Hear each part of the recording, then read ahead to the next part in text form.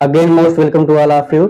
हम आप सभी को क्लास 10 की एनसीईआरटी केमिस्ट्री के unit 1 chemical reactions and equations के एक्सरसाइज को सॉल्व करा रहे हैं। तो आज एक्सरसाइज में क्वेश्चन नंबर कौन सा है? 7 है।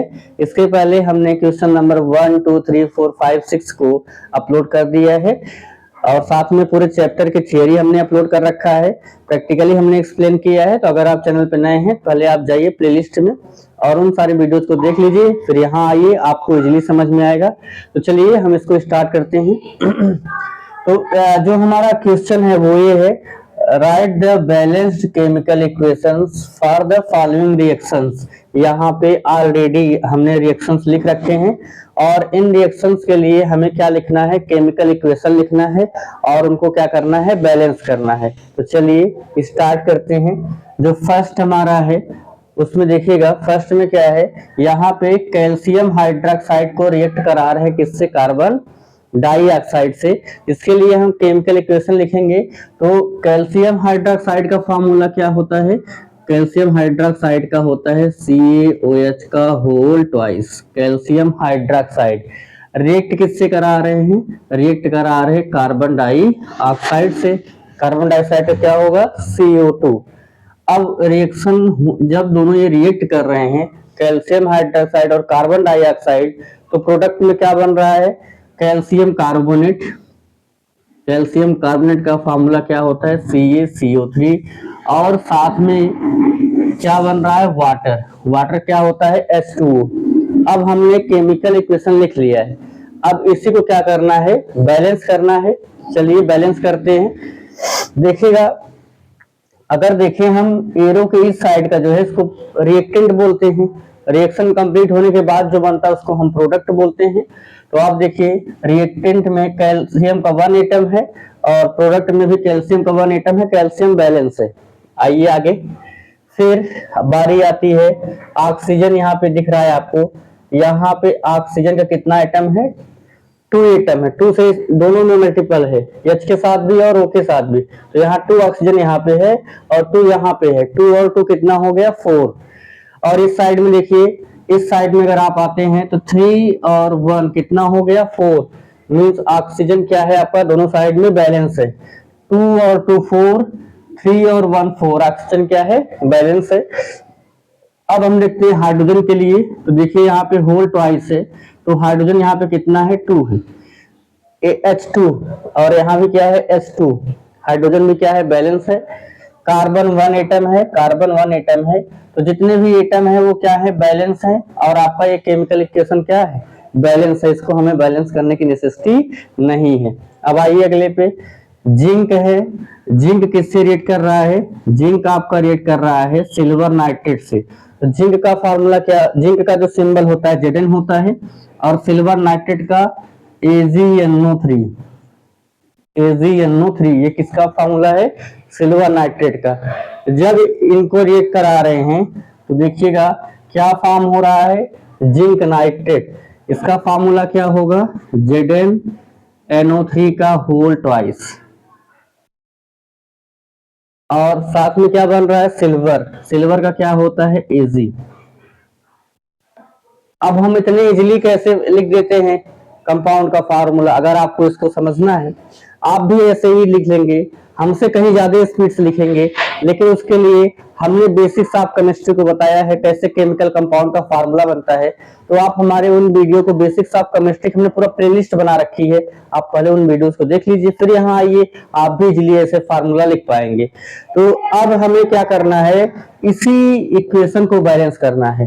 तो चलिए यहाँ पे देखते हैं, रिएक्टेंट में जिंक का 1 एटम है, प्रोडक्ट में भी जिंक का 1 एटम है। जिंक दोनों साइड में क्या है? बैलेंस है। आगे देखिए, सिल्वर का 1 एटम है, सिल्वर का यहाँ भी 1 एटम है। सिल्वर भी दोनों साइड क्या है? बैलेंस है। सिल्वर बैलेंस हो गया। अच्छा, यहाँ पे अगर देखिए पूरे NO3 को, ये NO3 यहाँ पे सिंगल है और यहाँ पे क्या है? NO3 का होल ट्वाइस। मीन्स NO3 के कितने हैं? यहाँ पे 2 है और इस साइड में ओनली 1 है। तो अगर हमें 2 करना है, इस साइड में 2 करना है, तो हमें क्या करना होगा? हमें क्या करना होगा? यहाँ पे NO3 को 2 बनाना है, तो यहाँ पे हमें किससे मल्टीप्लाई करना होगा? 2 से। अब देखिए कितना Ag हो गया? यहाँ पे 2 Ag। और NO3 कितने हो गए, 2 हो गए, ये 2NO3। जैसे ट्रेन चलती है, इंजन से डिब्बे जुड़े होते हैं, वैसे 2 का मल्टीप्लीकेशन Ag के साथ भी है और NO3 के साथ भी है। तो NO3 कितने हैं, 2 हैं, और इधर भी NO3 का होल ट्वाइस NO3 कितने हैं, 2 हैं। जिंक यहाँ पे 1 है, जिंक यहाँ पे 1 है। अब सिल्वर कितने हो गए, 2 सिल्वर 2 Ag हो गए, यहाँ भी सिल्वर 2 होना चाहिए, यहाँ पे हम किससे मल्टीप्लाई कर देंगे, 2 से। अब आपका ये पूरा केमिकल इक्वेशन क्या है, बैलेंस हो चुका है।